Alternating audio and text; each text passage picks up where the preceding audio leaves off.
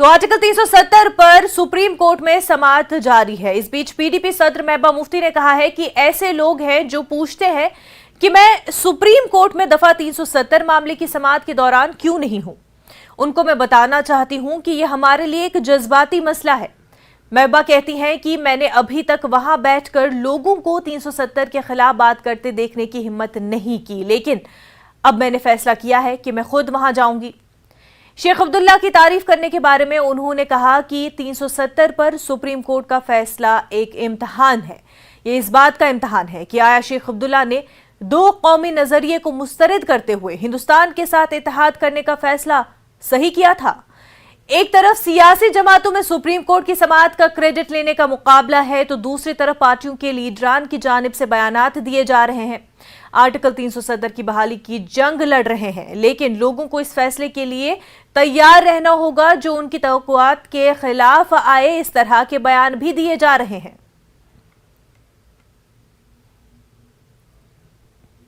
मुझे ये भी पता ये जो है, ये जो कहते हैं कि मतलब आप वहां पर क्यों नहीं हैं। कई मेरे जो हैं, हमारे जो हमदर्द हैं, वेल विशर्स हैं, तो मैं बताना चाहती हूं मेरे लिए, और मैं समझती हूं कि मेजॉरिटी हमारे जम्मू कश्मीर के लोगों के लिए 370 एक लीगल या खाली आईनी मामला नहीं है। ये हमारे जज्बात के साथ जुड़ा हुआ है। तो अभी तक मैंने बहुत कोशिश की, पर मैं अपने दिल को इतना मजबूत नहीं कर पा रही हूं कि मैं वहां जाके अदालत में बैठ के इसके ऊपर बहस सुनूं। मुझे नहीं समझ आता है कि मैं क्या वो बर्दाश्त ला सकती हूं कि मैं 370 के खिलाफ जो है वहां बहस को बर्दाश्त कर पाऊंगी। क्योंकि ये मैंने जो पहला इलेक्शन लड़ा है, तो मैंने जम्मू कश्मीर के आईन की कसम खाई है, मुल्क के आईन के साथ साथ मैंने जम्मू कश्मीर के झंडे को उठाया है, मुल्क के झंडे के साथ। तो इसलिए मेरे लिए जाती तौर पे अभी मुझ में वो हिम्मत नहीं है कि मैं वहां अदालत में बैठूं और इस बहस को सुनूं। पर इंशाल्लाह मैं कोशिश कर रही हूं कि हो सकता है थोड़ी हिम्मत जुटा के मैं, जब हमारा भी वकील या दूसरे वकील आएंगे, तो वहां जाने की कोशिश करूंगी। हमारे एडिटर इनपुट मनोज कौल और हमारे सीनियर रिपोर्टर समीर भट्ट इस वक्त हमारे साथ जुड़े हुए हैं। मनोज, महबूबा मुफ्ती का ये बयान कि बर्दाश्त नहीं हो पाता कि वहां बैठकर दलाइल सुने जाते 370 के खिलाफ, जो दलील पेश आती, वहां पे जो बहस होती, उसको सुनना बर्दाश्त नहीं हो पाता क्योंकि इमोशनल मामला है। एक ऐसी पॉलिटिशियन जो मंझी हुई पॉलिटिशियन है, जिन्होंने इतनी सियासत देखी है, उनका इस तरह का बयान, इसको कैसे देखा जाए?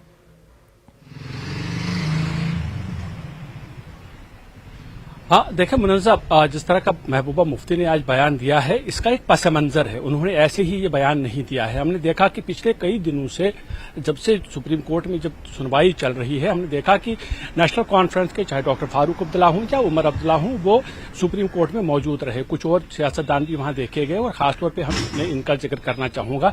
और नेशनल कॉन्फ्रेंस के ही एक लीडर ने यह कहा था कि अगर नेशनल कॉन्फ्रेंस के लीडर सुप्रीम कोर्ट में हैं, दफा 370 की जब सुनवाई चल रही है, तो वो वहां पर मौजूद है, तो महबूबा मुफ्ती वहां क्यों नहीं गई।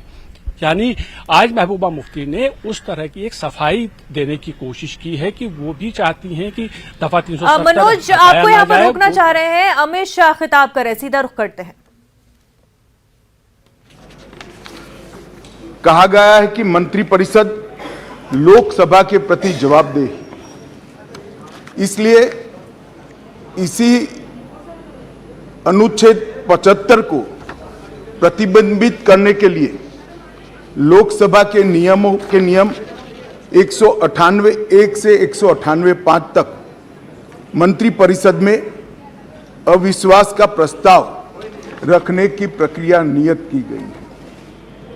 माननीय अध्यक्ष जी, जब से आजाद हुए तब से 27 अविश्वास प्रस्ताव और 11 विश्वास प्रस्ताव इस सदन में प्रस्तुत हुए हैं।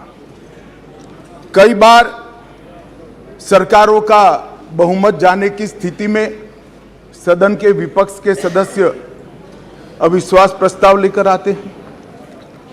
कई बार बड़े जन आंदोलन के समय प्रजा की भावना को प्रतिबिंबित करने के लिए अविश्वास के प्रस्ताव लेकर आते हैं। ये एक अविश्वास का प्रस्ताव ऐसा है जिसमें प्रधानमंत्री और मंत्रिमंडल के प्रति न जनता को अविश्वास है, न सदन को अविश्वास है, और ये विश्वास प्रस्ताव लेकर आए हैं। माननीय अध्यक्ष जी, इसका उद्देश्य क्या है? इसका उद्देश्य जनता में भ्रांति खड़ी करने का उद्देश्य। मैं उनको इतना ही कहना चाहता हूं कि भाई, अविश्वास प्रस्ताव जब आप लेकर आते हो तो इस पर जो चर्चा होती है वो चर्चा में सरकार के विरोध में कुछ मुद्दे तो रख देते हैं। मैंने पूरे भाषण ध्यान से सुने और पूरे भाषण ध्यान से सुनने के बाद मैं निश्चित रूप से निर्णय पर पहुंचा हूं, ये अविश्वास प्रस्ताव केवल और केवल भ्रांति खड़ा करने के लिए लाया गया है। ये प्रजा की इच्छाओं का प्रतिबिंब नहीं। अल्पमत का तो सवाल ही नहीं है। अल्पमत का सवाल इसलिए नहीं है क्योंकि जब तक जो अविश्वास के प्रस्ताव के विरोध में बोले हैं और जो समर्थन सदन का दिखाई पड़ा है, मतदान होगा तब होगा जो कराएंगे तो, परंतु जो समर्थन दिखाई पड़ा है वो बताता है कि अल्पमत का सवाल नहीं है। और जनता में भी विश्वास है मान्यवर, जनता में विश्वास इसलिए है कि देश के 60 करोड़ गरीबों को उनके जीवन में नई आशा का संचार अगर कोई एक प्रधानमंत्री और एक सरकार ने किया है तो नरेंद्र मोदी सरकार। मान्यवर, मैं डिटेल बात बाद में करता हूं। मैं भी देश भर में घूमता हूं, जनता के बीच में जाता हूं। मैंने जनता के साथ कई जगह से संवाद किया है, कहीं पर भी अविश्वास की आछी पतली झलक भी नहीं दिखाई पड़ती। मैं बताता हूं दादा, बंगाल का भी बताता हूं। मान्यवर, ये सरकार, मैं इस सदन के सामने आपके माध्यम से और इस सदन के माध्यम से पूरे देश की जनता को बताना चाहता हूं और धन्यवाद भी करना चाहता हूं। आजादी के बाद कोई एक सरकार और कोई एक नेता में जनता को सबसे ज्यादा विश्वास है तो ये नरेंद्र मोदी जी की सरकार। 2/3 बहुमत से दो बार एनडीए को चुना गया। पूर्ण बहुमत से दो बार भारतीय जनता पार्टी को चुना गया। 30 साल के बाद पहली बार पूर्ण बहुमत की स्थिर सरकार देने का काम ये देश की जनता ने लगातार 2 बार किया। और प्रधानमंत्री, मान्यवर, ये प्रधानमंत्री ऐसे हैं जो आजादी के बाद देश में सबसे लोकप्रिय प्रधानमंत्री कोई है तो नरेंद्र मोदी। और ये मैं नहीं कहता, दुनिया भर के कई सर्वेक्षण कहते हैं आजादी के बाद सबसे ज्यादा एक भी छुट्टी लिए बगैर 24 घंटे में से 17 घंटे काम करने वाला कोई प्रधानमंत्री है तो नरेंद्र मोदी। मान्यवर, आजादी के बाद देश के हर राज्य में सबसे ज्यादा किलोमीटर और सबसे ज्यादा दिन प्रवास करने वाला कोई प्रधानमंत्री है तो नरेंद्र मोदी। मान्यवर, कोई सरकारें कई सालों तक चलती है, कांग्रेस पार्टी की सरकार 35 साल तक अक्षुण्ण रूप से चली, कई सालों तक चलते हैं। तब 2, 3, 4 निर्णय ऐसे होते हैं जिसको युगों तक याद किया जाता है। मान्यवर, नरेंद्र मोदी सरकार 9 साल हुए, 9 साल में 50 से ज्यादा फैसले ऐसे हैं जो युगांतकारी फैसले हैं, जो इतिहास के अंदर स्वर्ण अक्षरों से मंडित। मान्यवर, आज 9 अगस्त का दिन है। 9 अगस्त के दिन महात्मा गांधी ने हमारे आज़ादी के आंदोलन के एक नए अध्याय की शुरुआत की थी। एक उन्होंने नारा दिया था, अंग्रेजों भारत छोड़ो, क्विट इंडिया का नारा दिया था। मोदी जी ने ये 9 साल के अंदर 2014 से 2023 में लगभग 9.5 साल में एक नए प्रकार का राजनीतिक युग का शुरुआत किया है। मान्यवर, लगभग 30 साल से इस देश की राजनीति भ्रष्टाचार, परिवारवाद और तुष्टीकरण के नासूर से ग्रसित रही है। सारे के सारे जनादेश, कोई भी चुनावी विजय पराजय के आंकड़ों के एनालिसिस करने वाले पंडित सारे जय पराजय को देख ले। मोदी जी के 2014 के विजय के पहले सारे जय पराजय या तो भ्रष्टाचार से प्रभावित थे, भ्रष्टाचार किया इसको हटाने के लिए आए, या तो परिवारवाद से प्रभावित थे, परिवारवाद के पीछे जातिवाद का एक अनवरत संतान भी होता है, और तुष्टीकरण से प्रभावित जनादेश थे। भारतीय लोकतंत्र को ये 3 नासुरों ने घेर लिया था। नरेंद्र मोदी जी ने भ्रष्टाचार, परिवारवाद और तुष्टीकरण को हटाकर पॉलिटिक्स ऑफ परफॉर्मेंस को तरजीह दी, और आज विकास जनता के फैसलों का निर्णय करता है। मगर फिर भी कहीं कहीं दूर तक भ्रष्टाचार भी बैठा है, बच गया है, परिवारवाद तो दिखाई ही पड़ता है, और तुष्टीकरण की राजनीति भी चलती है। इसलिए मोदी जी ने आज नारा दिया है, भ्रष्टाचार क्विट इंडिया, परिवारवाद क्विट इंडिया, तुष्टीकरण क्विट इंडिया। मान्यवर, अगर भ्रष्टाचार, परिवारवाद और तुष्टीकरण एक क्विट इंडिया अगर कर लेते हैं, तो इस देश की राजनीति में मोदी जी ने 2014 से एक नए युग की शुरुआत करी है, विकास के युग की। वो हमारे स्वतंत्रता सेनानियों के कल्पना के भारत की निर्मित 2047 के बहुत साल पहले कर देगी, इसका मुझे पूरा विश्वास है। मान्यवर, अविश्वास का प्रस्ताव एक संवैधानिक प्रक्रिया है, हमें कोई आपत्ति नहीं। विपक्ष का उद्देश्य है कोई भी हो, विपक्ष का अधिकार है, अविश्वास का प्रस्ताव ले आते हैं। और मैं तो कई बार मानता हूं कि अविश्वास प्रस्ताव से पार्टियों के और गठबंधनों के चरित्र उजागर होते। कई बार अविश्वास प्रस्ताव आए, मैंने जैसे पहले कहा, मैं 3 अविश्वास प्रस्ताव का जिक्र करना जरूर चाहूंगा।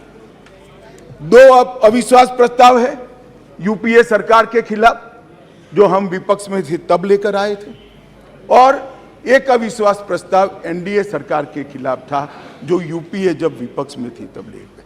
1993 जुलाई में नरसिम्हा राव जी की कांग्रेस की सरकार थी, उसके खिलाफ अविश्वास प्रस्ताव आया। अब सरकार बचानी होती है, नरसिम्हा राव जी को बचानी थी। कांग्रेस का मूल सिद्धांत है एन केन प्रकारेण सत्ता में बने रहना, सत्ता में बने रहने का प्रयास करना। ना इसके लिए सिद्धांत होते हैं, ना नीतियां होती है, ना औचित्य होता है।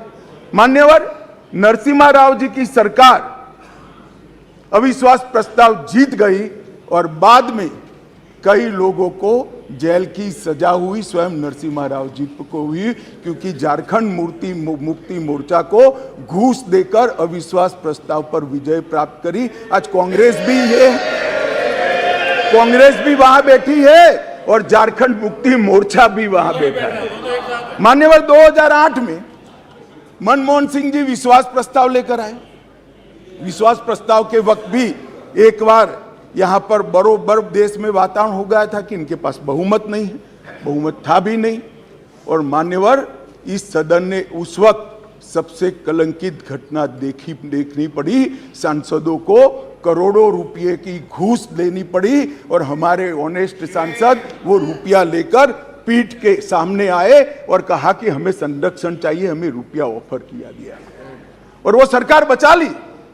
तो एक तो चरित्र है यूपीए का, सरकार के सामने अविश्वास का प्रस्ताव आए या कोई अविश्वास का प्रस्ताव न लाए, इसलिए विश्वास का प्रस्ताव वो स्वयं लाए।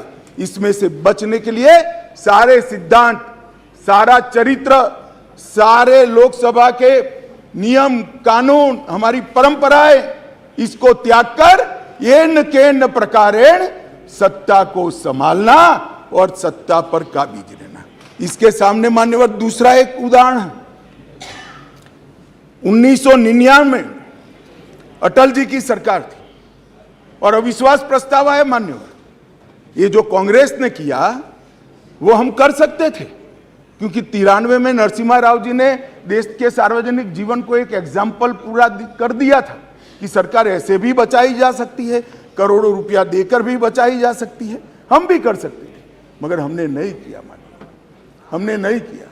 हमने हमारी बात रखी। देश के प्रधानमंत्री अटल जी ने इसी सीट पर बैठकर अपनी बात रखी संसदों के सामने और जो कहा कि संसद का जो फैसला है मैं सर पर चढ़ाऊंगा, हमें कोई आपत्ति नहीं। मान्यवर, सिर्फ एक वोट से सरकार गई, सिर्फ एक वोट से।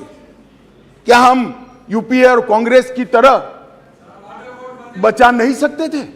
बचा सकते थे, मगर मैंने कहा ना कि कई बार संकट के समय गठबंधनों और पार्टियों का चरित्र उजागर होता है।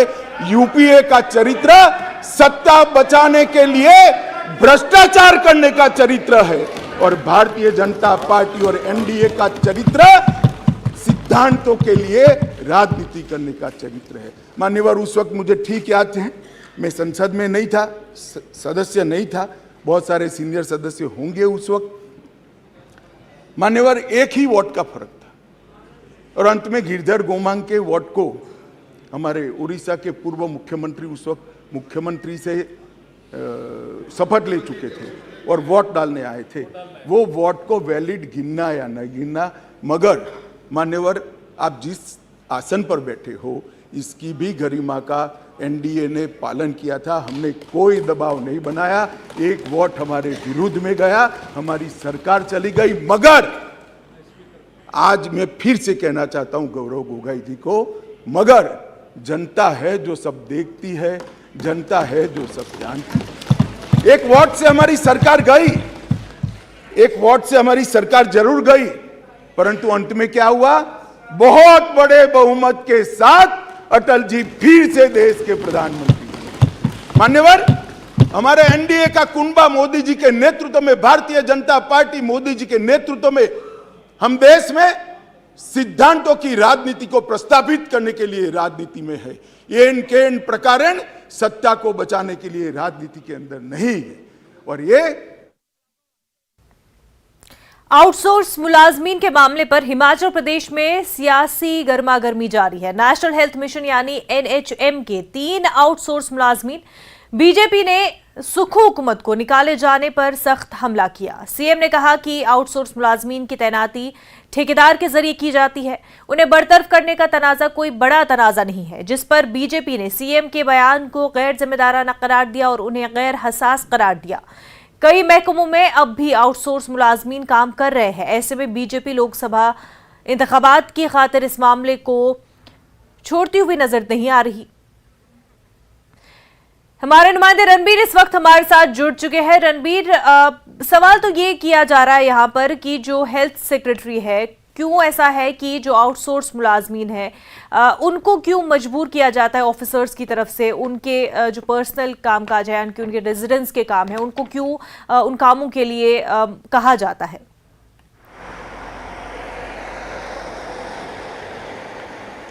जी हाँ, देखिए ये मुद्दा जो अब धीरे धीरे तूल पकड़ता जा रहा है। उस वक्त जब ये एनएचएम कर्मी इनको जब निकाला गया था तो ये मीडिया के सामने आए थे और इन्होंने बहुत गंभीर आरोप स्वास्थ्य सचिव पर लगाए थे और ये आरोप लगाया था कि वो जो है उन्हें अपने घर में काम करवाना चाहती थी, जिसके लिए उन्होंने इनकार किया तो उन्हें नौकरी से निकाल दिया गया।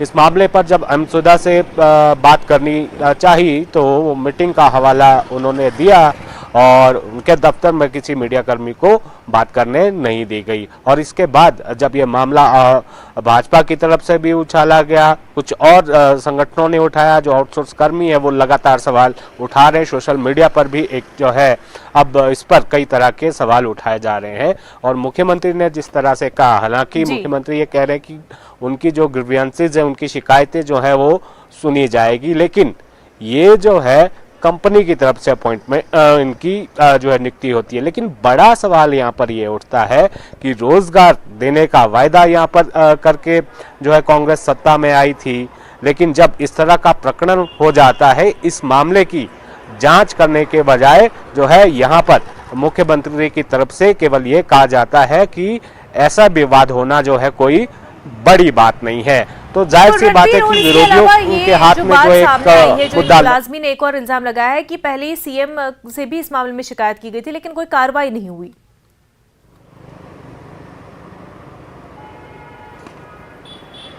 जी हाँ, इस मामले पर कोई कार्रवाई जो है अब तक नहीं हुई है और जांच की मांग जो है यहाँ पर की गई थी। भाजपा ने जिस तरह से सवाल उठाए थे कि गैर जिम्मेदाराना जो है यह बयान है, काफ़ी दुर्भाग्यपूर्ण है मुख्यमंत्री की तरफ से जो कहा गया। ये बात सही है कि कंपनी के माध्यम से जो है आउटसोर्स कर्मी लगाए जाते हैं, लेकिन वो जो है वो विभाग में काम करने के लिए लगाए जाते हैं। लेकिन उन स्वास्थ्य कर्मियों के आरोप हैं कि उन्हें जो है जो विभाग का काम करने के बजाय उन्हें घर में काम करने के लिए कहा गया। देखिए, रोजगार बहुत बड़ा मसला है। हिमाचल में बेरोजगारी दर जो है वो लगातार बढ़ती जा रही है।